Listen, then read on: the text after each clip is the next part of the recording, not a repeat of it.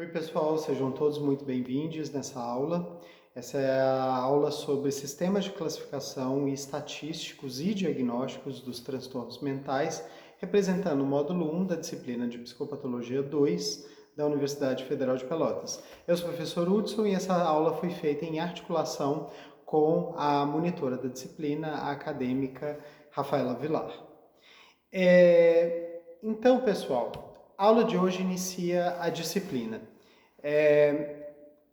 A gente vai discutir, na verdade, os sistemas de classificação e diagnóstico dos transtornos mentais. É uma base muito importante para a gente entender como se dá o diagnóstico, como utilizar esses manuais, por que eles são importantes, por que a comunidade, de modo geral, acaba seguindo o ordenamento que esses grupos que propõem esses sistemas de classificação, por que a gente segue eles, né? São muitas as razões, é bastante complexo.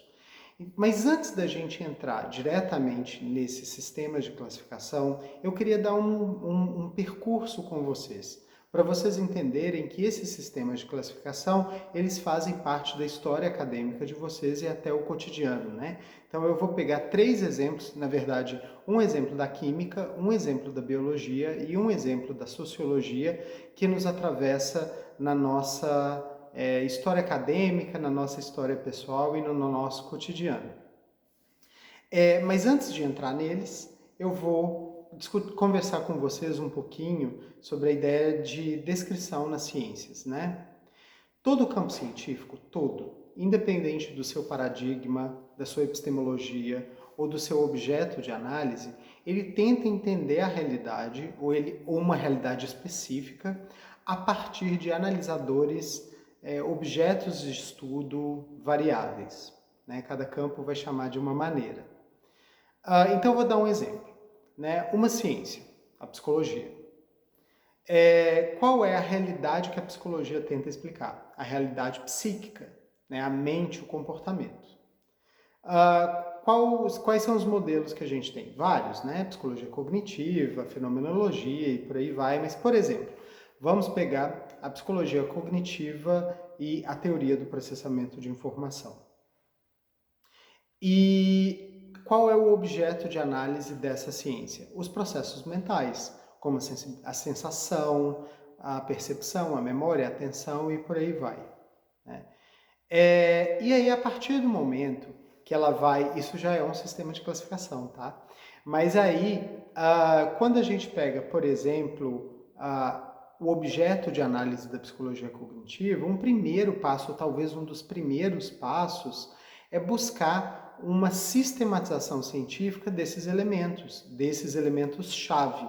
Então, um primeiro passo, quando vocês estiverem, por exemplo, estudando um livro, vendo uma pesquisa, é a definição daquele conceito, a definição daquele construto.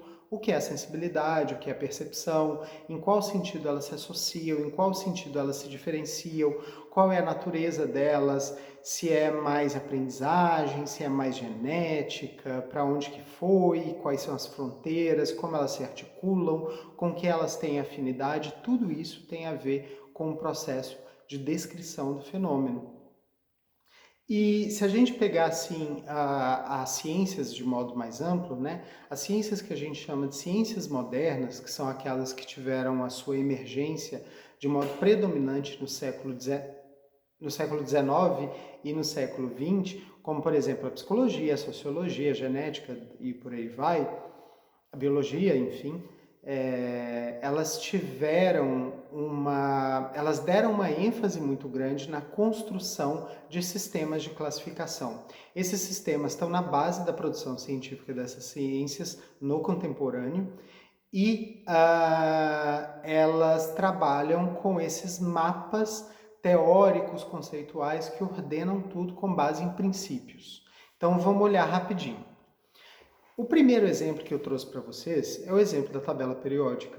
A tabela periódica ela é uma sistematização dos elementos químicos e essa sistematização ocorre a partir de agrupamentos e ordenação com base em alguns princípios teóricos comportamental mesmo, dos elementos químicos, né, e eletrônicos, dos componentes químicos. Então, assim, é ordenado pelo número atômico, pela configuração eletrônica e pelo comportamento típico ou previsível, ou a periodicidade, e por isso chama tabela periódica. Essa tabela ela é super importante, porque ela não só agrupa aqueles que são semelhantes, então, por exemplo, os metais alcalinos, eles estão no mesmo grupo e eles obedecem a mais ou menos as mesmas regras. Os ametais, ou os metais, ou os gases nobres, eles vão ter um comportamento próprio, que diferenciam eles desse grupo de metais alcalinos. A outra coisa super importante é que talvez a gente não tenha encontrado na natureza, empiricamente, todos os elementos que existem. Mas como a gente sabe quais são os princípios ordenadores da química, a gente consegue prever a existência de um outro elemento. Então, os sistemas de classificação desse tipo de ciência servem não para descrever, mas para permitir com que a gente deduza hipóteses, elementos do funcionamento, etc. e tal, teorize, né, projete possibilidades com base em evidências para pensar o mundo, para pensar a realidade, para poder prever os acontecimentos. Então ela é uma base muito importante dessa ciência, né, da química e de várias outras ciências que utilizam esses elementos na sua base de pesquisa e desenvolvimento. E ela desenha para a gente o que a gente entende desse mundo. É um mapa. Então ele revela para a gente a realidade. Um outro exemplo é a taxonomia dos seres vivos, né? Vocês se lembram na época do ensino médio, ou talvez até no fundamental já visse isso, né? A classificação dos seres vivos.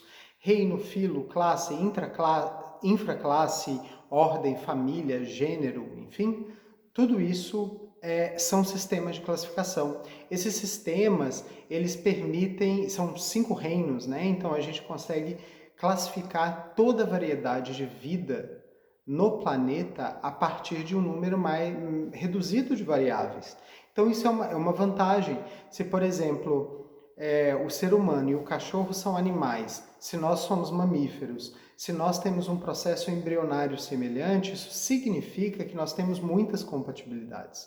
Isso significa que em algum processo ali da evolução a gente foi para outros lados, e aí isso possibilita com que a gente entenda a história da vida, o surgimento da vida, nos permite pensar quais são as afinidades que as espécies têm, quais são as diferenças e por aí vai. Então, por exemplo, e tudo conta, né? Então, por exemplo, existem animais que têm placenta, a fêmea tem placenta, outros não, eles vão se dividir na infraclasse. Então, por exemplo, tem animais que quando são bebezinhos, eles vão mamar, eles são mamíferos. Outros vão ter outros procedimentos, eles vão ser classificados de outra maneira, né? Com uma outra classe de animais. E por aí vai. Então, assim, de novo, uma classificação que nos permite entender a realidade, uma realidade específica de um modo ordenado, previsível, controlado, informado e teórico. Profundamente teórico, ou seja, um jeito que a gente observa o mundo que torna o mundo mais inteligível. Mas a gente fala muito da química, da biologia, mas nós somos atravessados por sistemas de classificação a todo momento, né? No nosso cotidiano. Então, assim, existem as classificações da ciência humana, né? Como eu acho que eu disse, né, no início da aula, né, a sociologia, a psicologia, elas também são disciplinas que emergem no século XIX, no século XX, e nesse sentido elas também têm uma busca muito enfática por sistemas de classificação, né? Nem todas as vertentes dentro dessa disciplina, é importante ressaltar, mas aquele tipo de pesquisa mais tradicional trabalha com sistemas de classificação. Então, por exemplo, quando o IBGE separa as classes sociais com base na renda familiar em 5 estratos A, B, C, D e E, isso é um sistema de classificação e de estratificação da nossa sociedade. Outros modelos vão pensar em outras formas de classificar, mais qualitativas, inclusive. Aliás, totalmente qualitativas, né? Por exemplo, o marxismo ele vai dividir 2 classes predominantes, né? A burguesia e a classe dos trabalhadores. A burguesia é identificada como aqueles que são os donos dos meios de produção e que exploram o trabalho e que exploram a mais-valia. Aqueles que são os trabalhadores são aqueles que produzem a mais-valia, que são explorados e que não são os donos do meio de produção. E dentro dessas classes você vai ter toda uma estratificação. Marxistas contemporâneos propõem leituras alternativas dessa proposta original do Marx. Então ele vai dividir em alta burguesia, pequena burguesia, trabalhadores, trabalhadores precarizados, excluídos do sistema, enfim, vão ter outros modelos de classificação e propostas fora do marxismo e fora da lógica de renda também. Quando a gente fala sobre etnia e raça, é a mesma coisa. Por exemplo, o IBGE vai falar sobre como você se vê baseado na cor da tua pele, evidente de uma série de questões que têm que ser consideradas, mas é um autorrelato. Então você pode se classificar dentro de preto, pardo, branco, amarelo e indígena. Já outras propostas, por exemplo, de uma genética de ancestralidade, né, uma genética vinculada à antropologia, vai falar sobre uma ancestralidade ameríndia, ou europeia, ou africana, ou asiática, enfim. Vão ter outras classificações baseadas em outros critérios, e como é baseado em outros critérios, produz-se uma interpretação da realidade que é distinta. Já quando a gente fala, por exemplo, sobre gênero e sexualidade, aí eu acho, assim, eu tenho interesse particular nessa questão, né? E aí o modo como esses modelos de classificação têm se modificado é muito impressionante. Então, na década de 90, se falava muito sobre GLS, né? Que são os gays, as lésbicas e os simpatizantes. Simpatizantes seriam heterossexuais de boa. Esse modelo se tornou obsoleto muito rápido porque ele se mostrava excludente de outras categorias que também eram categorias minoritárias, né? Como, por exemplo, as pessoas trans, que dentro a transexualidade, por sua vez, ela pode ser aberta em múltiplas outras possibilidades, né? Trans não binárias, travestis, homens trans, mulheres trans, enfim, tem uma possibilidade gerativa muito grande de entendimento dessas diferenças. E hoje em dia a gente trabalha, por exemplo, muito mais com um conceito que tem um mais ao final, né? Então é LGBTQIA+. O mais coloca, e é teórico isso também, né? Ele mostra assim, olha, existem essas categorias, mas as categorias de gênero e de sexualidade, elas são categorias gerativas. Então daqui a pouco nós podemos ter novas classificações, novas possibilidades identitárias e por aí vai. Então, assim, ó, os sistemas de classificação nos atravessam o tempo inteiro. Eles fazem parte da nossa vida. Então, por que eu estou falando isso para vocês? Porque eu gostaria que vocês se conectassem com essa familiaridade que vocês têm para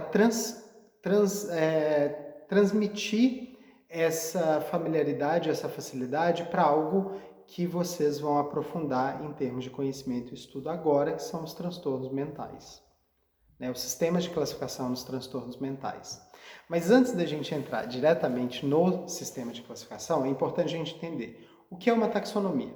A palavra taxonomia é sinônimo de sistema de classificação, mas é um sistema de classificação cientificamente orientado. Não é uma lista de compra de supermercado, é uma orientação científica. Então, assim, uma taxonomia é um sistema de classificação e é um processo de avaliação científica para classificar fenômenos, assim como os métodos que são utilizados para essa classificação. Então você vai ter diferentes métodos na biologia, na química, na psicologia, na sociologia. A gente constrói métodos diferentes, mas a ideia final é construir esses sistemas que são um mapa. Um mapa de construtos que estabelece as relações entre eles, as fronteiras, a natureza, quais podem ser agrupados, quais têm que ficar separados. Todas essas questões são relevantes na construção de um sistema de classificação. Esse sistema de classificação, quando eu falo sobre fronteira, essência, como eles se articulam uns com os outros, eu estou dizendo, pessoal, que aí tem um princípio teórico e empírico que nos conta, né? O modelo de classificação é uma simulação da realidade empírica, da realidade vivida. Então, ele é um mapa, literalmente uma bússola, que nos ajuda a orientar, a observar, a medir a controlar, a prever um determinado fenômeno. E ele, mesmo que ele resulte de uma pesquisa científica, a partir do momento que ele resulta, ele retorna.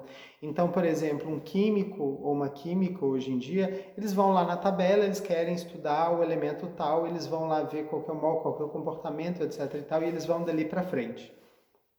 Na biologia é a mesma coisa, né? Por exemplo, se descobre uma espécie nova, ela vai ser classificada a partir daquele olhar. Então, ela vai sempre influenciar as novas produções. Então, a partir do momento que você propõe um sistema de classificação e esse sistema é adotado, ele vai começar a orientar as novas produções científicas. E, nesse sentido, ele acaba sendo um pouco circular, né? Ele propõe que a coisa é desse jeito, então você fica vendo, é desse jeito mesmo? É desse jeito mesmo? É assim que é? Então, a ciência vai se retroalimentando nesse processo. E então, o que seria uma taxonomia ou um sistema de classificação dos transtornos mentais? Ela é compreendida como uma área da ciência que tem o objetivo de construir um sistema válido e preciso de classificação para os transtornos mentais, de maneira a organizá-los com base em pressupostos teóricos e pressupostos empíricos. Esses pressupostos teóricos e empíricos, eles precisam de ser coerentes. Um pode ser derivado do outro, né? A coerência é um princípio muito importante da validade de modelos e teorias científicas. E aí a gente tem, por exemplo, no Brasil, um sistema que é adotado oficialmente, que é a CID, né? A Classificação Internacional de Doenças da Organização Mundial de Saúde. E alguns outros países adotam o modelo americano, que foi construído pela Associação de Psiquiatria Americana, estadunidense, na real, não americana, e chama Manual Diagnóstico e Estatístico dos Transtornos Mentais, que é o DSM. Eu vou dar um exemplo de classificação no DSM. Você tem, por exemplo, assim, uma classe superior, transtornos mentais. Essa classe vai se dividir em dois grupos. Transtornos clínicos, que seriam, por exemplo, depressão, bipolaridade, transtornos de ansiedade, por aí vai, que são transtornos que podem ser episódicos, eles podem se tornar crônicos, mas eles não são contínuos, né? Eles acontecem, depois pode acontecer de novo, depois de novo, mas eles não te acompanham pelo ciclo vital ou ao longo de um período que a gente consideraria como um transtorno estável. E teriam os outros transtornos que seriam, eu chamei de crônico, mas talvez o melhor nome seriam os transtornos estáveis, como por exemplo transtornos do neurodesenvolvimento, como por exemplo o autismo, que acontece na infância e que ele perdura ao longo do desenvolvimento, ou os transtornos da personalidade, que tem uma emergência não necessariamente na adolescência, talvez até na vida adulta, mas eles têm uma tendência de continuidade, eles têm uma tendência de revelar seu modo de ser com relação à sua vida, né? A sua reatividade emocional nesses contextos de vida. A gente vai ver isso com mais detalhe. Então, por exemplo, os transtornos clínicos, a gente pode ter uma subdivisão, transtornos de humor e os transtornos de ansiedade. Os transtornos de humor, por sua vez, se subdividem em transtornos unipolares, transtornos bipolares. Se a gente for para os transtornos crônicos, né, da personalidade, por exemplo, você vai ter transtornos da personalidade que se subdivide em 3 agrupamentos, cada agrupamento com determinados transtornos. Isso é um sistema de classificação, né? Então, e ele é ordenado em vários sentidos. A gente vai ver cada detalhezinho sobre eles no próximo vídeo. Então, para o próximo vídeo, a gente quer responder as seguintes perguntas. O que são os sistemas de classificação? Para que eles servem? Para quem eles servem? Quem os utiliza? Eles são importantes ou não? Eles são essenciais ou dispensáveis? Como usar, por exemplo, o sistema DSM ou usar a CID? E uma pergunta que sempre surge é, os diagnósticos e os sistemas de classificação, eles são os responsáveis pelo estigma que existe contra pessoas que têm algum sofrimento mental significativo? Enfim, veremos isso no próximo vídeo. Até!